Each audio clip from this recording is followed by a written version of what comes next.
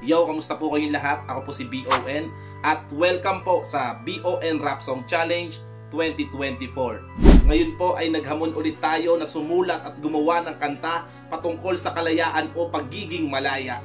At eto na ang isa sa mga kumasa sa challenge natin. Panoorin natin ang video.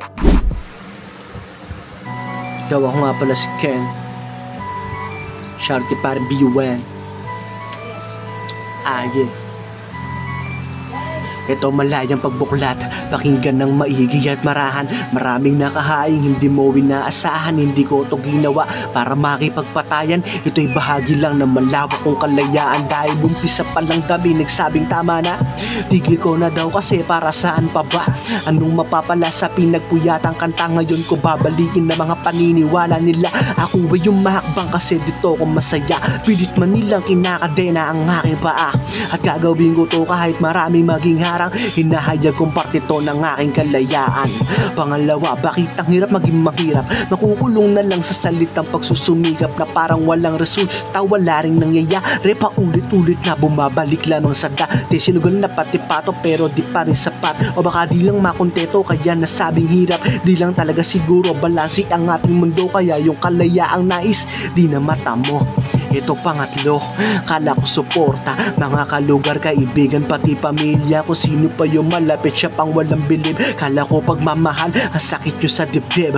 Real talk, dami dyang naka-thumbs up lang. Bumibilib din nga to, magawang ma-share man lang. Yung mga papuri nilang puro nice, magaling. Na-appreciate ko yun, but it's not just a thing. Pero ito totoo lang, di mo masasabing pataas pa rin ang hilahan. Pagiging malaya sa ganitong kalakaran, mas marami pa rin yung mga takot na masapawan. Ito pang-apat, aking isisiwalat. Malaya ka na ba nung winagayway ang watawat sa sarili mong bansa? Ikaw ay tau-tauhan o baka tama nga si Looney, malawak lang yung kulungan.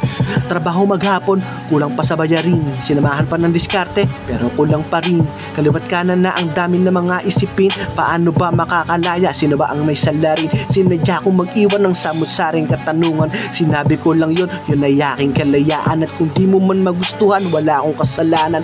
Alam ko parte rin yan ng inyong kalayaan.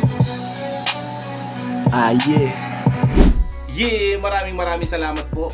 At kung nagustuhan niyo po ang entry niya, bilang suporta, i-like at i-share mo na. At huwag niyong kalimutang gamitin ang mga hashtag na to.